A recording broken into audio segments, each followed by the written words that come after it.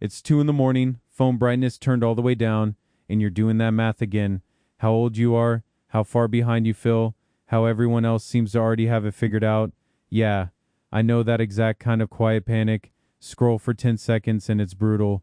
Dude closing on a house, girl making partner, someone posting a ring, a startup, a six pack. Meanwhile, you're eating cereal for dinner, wondering if you missed a memo. Here's the part nobody says. Almost none of that is the full picture. Almost none of it. So let's get into it, real talk. The actual truth about your 20s that nobody puts in a caption. Not the highlight reel version, not the graduation speech version. The version where things get messy before they get good, where the timeline lies to you, and where I've got the receipts to prove it. Here's the first thing you need to hear, and it's the whole foundation. Your 20s aren't broken. You're not behind. You're not defective. You didn't miss some secret window. What's broken is the expectation. The idea that by 25 you should have the job, the body, the partner, and the plan all locked in. Somewhere along the way we all absorbed this idea that by 22 you're supposed to have a 5-year plan mapped out.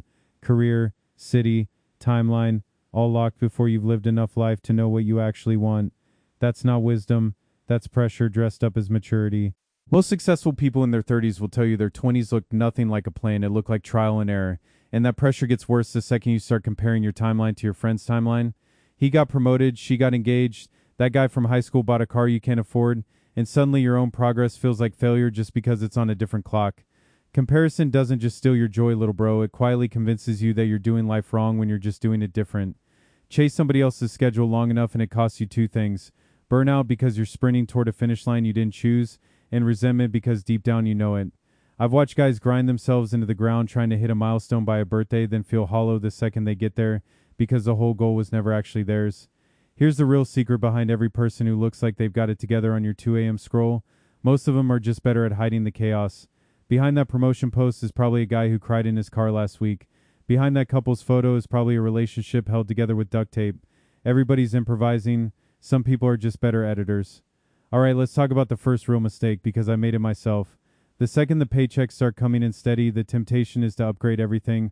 The apartment, the car, the going out budget, before you've built an actual savings cushion underneath you. That's lifestyle inflation, and it's sneaky because every individual upgrade feels earned. Stack them up in your one bad month from broke. That's exactly how guys end up with credit card debt they don't talk about. Not from emergencies, but from trying to look successful before they actually were. The dinners out to keep up, the trip you couldn't really afford, the sneakers that made sense in the moment. Interest doesn't care that it was for the aesthetic. It compounds either way, quietly while you're still posting like everything's fine. Here's a quieter mistake nobody warns you about.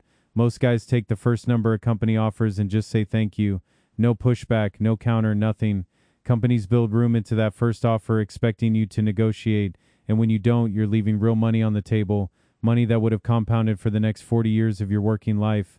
One respectful question could be worth thousands. And speaking of compounding, this is the one that actually keeps me up at night on your behalf. Money you invest in your 20s has decades to grow on itself, doubling and redoubling in the background while you sleep. Wait until your 30s to start, and you don't just lose 10 years of contributions, you lose 10 years of growth stacked on growth. Time is the one ingredient you cannot buy back later. Now don't hear that as never spend money. That's not the lesson.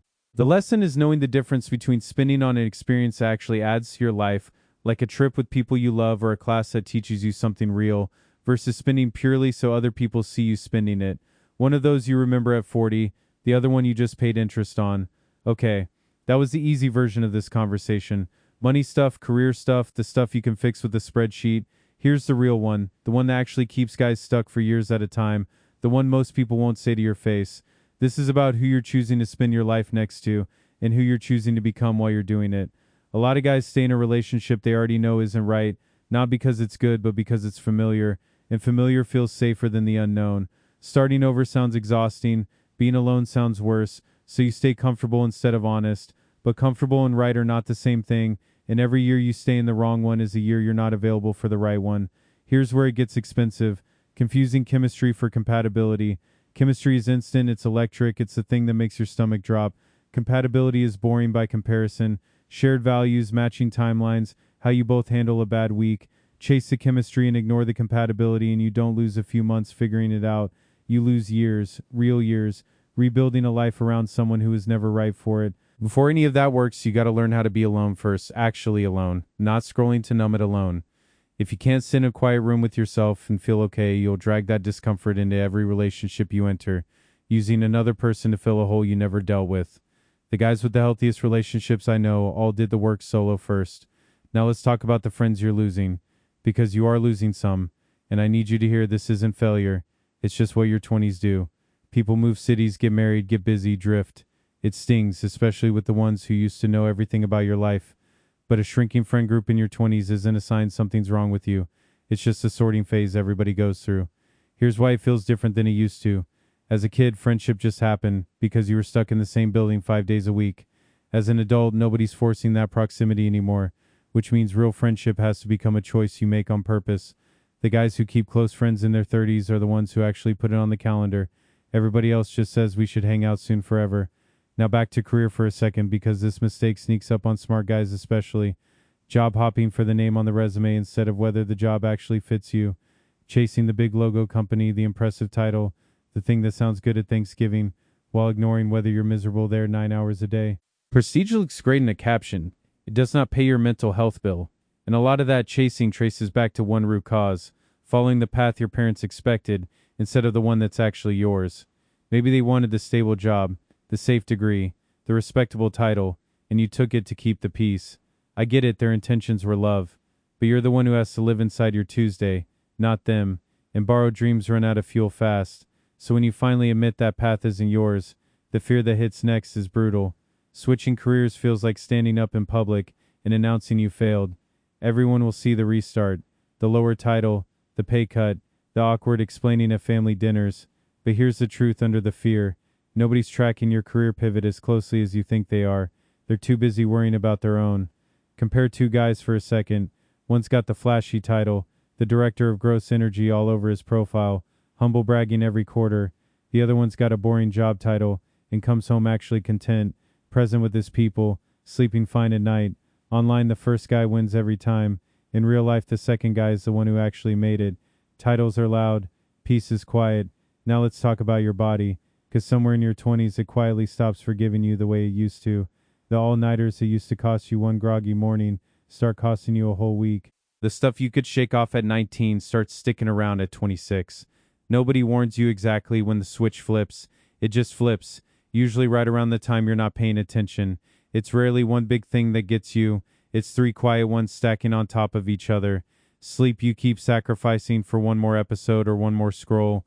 Drinking that crept from occasional to routine without you noticing the shift. Workouts you keep promising yourself you'll restart Monday. None of it feels dangerous in the moment. All of it compounds, same as the money does, just in the other direction.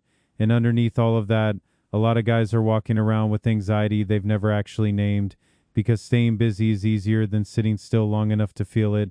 Isolation makes it worse. You tell yourself you're fine, you're just tired, you're just stressed, while quietly pulling away from the people who'd actually notice something's off. Busy isn't the same as healthy. Sometimes busy is just a really convincing disguise. So here's the question I want you to actually sit with, not just skim past. Who are you underneath the job title and the paycheck? If you lost both tomorrow, what would still be true about you? Your character, your curiosity, the way you treat people when nobody's watching. That's the actual foundation. Everything else is furniture. Beautiful furniture, sure, but furniture can burn down. Real quick, before I keep going, if this is the kind of straight talk you actually want more of, no fluff, no guru voice, just somebody keeping it 100 with you, stick around. I do this every day, and I'm not going anywhere. All right, let's keep it moving, because we're just getting to the parts that really matter. Here's a trap I don't think enough people call out. Missing the guy you used to be. Romanticizing the college version of yourself, the one with fewer bills and more free time, like life peaked at 20 and it's all been declined since. That version of you didn't have it figured out either, little bro. He just didn't have the bills yet. Nostalgia lies to you about how good the past actually was. Then there's the opposite trap. Hustle culture convincing you that rest is weakness, that if you're not grinding a side hustle at midnight, you're falling behind everyone who is. So you stack a 9 to 5 on top of a side gig, on top of content you're trying to post consistently, until your nervous system is fried and you can't remember the last day you did absolutely nothing. Burnout isn't a badge of honor, it's a warning light. But don't swing all the way to the other extreme either, because I've seen that wreck guys too. grinding so hard for some future version of your life that you forget to actually live the current one. You need both. Build towards something, absolutely, but also let yourself enjoy the Tuesday you're actually living in, because that Tuesday is not a rough draft. Drill time, and you don't get it back. Here's the gut punch, and I want it to actually land. Nobody is coming to save you. Not a mentor, not a girlfriend, not a lucky break, not your parents. That used to scare me, and honestly it might sting a little right now too. But flip it around. If nobody's coming to save you, that also means nobody can stop you either. The whole thing is actually in your hands. That's terrifying, and it's freedom, both at once. So let's clear something out before we go further, because I know some of you are carrying it quietly.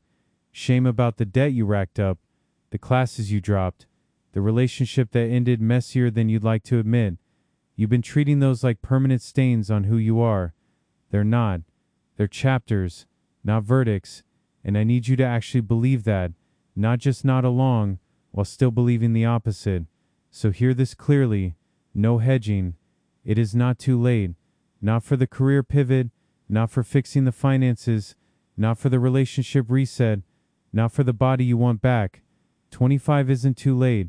28 isn't too late. Even your early 30s reading this later isn't too late. The only version of too late is the one where you convince yourself it's true and quit trying because of it. Here's the mechanism behind every real comeback I've actually watched happen, and it's less exciting than people want it to be. Consistency beats intensity every single time. It's not the guy who goes savage for 11 days and quits. It's the guy doing the unglamorous, boring, repeatable thing for 2 straight years. Motivation is a spark. Consistency is the actual fire. One gets talked about, the other one actually changes your life. So let's get practical. Move number 1, and it comes before literally anything else on this list. Build an emergency fund before you touch investing, before you upgrade your lifestyle, before anything. 3 to 6 months of basic expenses sitting somewhere boring and accessible. It's not exciting. It won't make a good story, but it's the difference between a bad month being an inconvenience and a bad month wrecking your entire year. Move number 2, track every single dollar you spend for 30 straight days. No exceptions, no rounding down, no that one doesn't count. Most guys have no real idea where their money actually goes until they see it written down in front of them, and it's usually not the big purchases that shock them. It's the small stuff, the constant little leaks, quietly adding up to more than the rent. Move number 3, and it connects straight back to that compound interest talk from earlier. Invest small and invest consistent, starting now, instead of waiting for some future version of you with more money to start big. A modest amount going in every single month on autopilot will outperform waiting 3 years for the perfect moment almost every time. The amount matters less than the 22-year-old who actually started. Move number 4, back on the relationship side. Ask the hard questions early, before feelings get so deep that honesty feels dangerous. Where do you see life in 5 years? How do you handle conflict when you're actually angry? What does money mean to you? Uncomfortable questions on date 6 save you years of heartbreak on year 6. Chemistry will not answer those questions for you. Only conversation will. Move number 5. Schedule your friendships like they're real calendar appointments, because in your 20s, if it's not on the calendar, it quietly doesn't happen. Standing monthly dinner, recurring Sunday call, whatever the format, make it a repeating event instead of a vague someday. The friendships that survive this decade aren't the ones with the most history. They're the ones somebody actually kept choosing on purpose, week after week. Move number 6, and this one guys resist the most. Use therapy or journaling for maintenance, not just crisis mode. You don't check the oil in your car only after the engine seizes, so don't wait until you're falling apart to check in with yourself. 10 honest minutes a week, on paper or with an actual professional, catches the small cracks before they turn into the kind that take years to repair. And here's the thing tying every one of those moves together. The thing I need you to actually catch. Staying busy is often just the most socially acceptable way to avoid facing yourself. Full calendar, full inbox, full schedule, and somehow still no time for the one conversation that actually matters. The one with the guy in the mirror. Busy feels like progress. Sometimes it's just a really well-dressed form of hiding. Here's the reframe that would have saved me 5 years. Your 20s aren't the test, they're the practice round nobody grades. You're not supposed to arrive finished at 25 or even at 29. This whole decade is for becoming somebody, not for proving you already are somebody. Every clumsy attempt, every version of you that didn't work out, that's not wasted time. That's the raw material. And here's the part that'll mess with your head. The most put together people are often the most lost. The ones with the clean apartment, the matching outfit, and answer for everything. I've sat across from guys who had it all dialed in on the outside and were completely hollowed out underneath. Looking sure of yourself and being sure of yourself are two different skills. Only one of them is real. So stop doing the math on other people's timelines, 'cause that math is rigged. Comparison is theft, little bro. It steals right out of your pocket while you're not looking. Everybody's highlight reel skips the 18 months they were broke, the relationship that quietly fell apart, the therapy, the family that's actually paying rent. You're comparing your whole story to somebody's trailer. That's not information. That's poison. Now here's the quiet damage nobody warns you about. Chasing everybody's approval slowly erases your own voice. You start picking the job because it sounds good at dinner. You start dating the person your friends approve of. Enough small surrenders, and one day you open your mouth and don't recognize what comes out because it was never really yours to begin with. Then one day, if you're lucky, something shifts. You stop waiting for permission to choose differently. Nobody claps. There's no ceremony. You wake up one ordinary Tuesday and realize you've been asking rooms full of people who don't actually pay your bills whether it's okay to live your own life. And you quietly stop asking. That's the moment everything gets lighter, even though nothing outside of you has changed yet. Now, if you've already failed, and you have, we all have, self-trust doesn't come back from one big redemption arc. It comes back from a promise so small it feels stupid. Say you'll wake up at 7, then do it. Say you'll text them back, then do it. Your brain isn't listening to your goals, it's counting kept promises. Stack enough small ones and you become somebody you believe again. So here's the real question, and I want you to sit with it. When you're 30, looking back at right now, what's actually going to matter? Not the follower count, not the car, not whether you look like you had it figured out in somebody's photo. It's going to be who you didn't abandon, what you built quietly when nobody was watching, and whether you liked the man you were becoming. That's the whole scoreboard.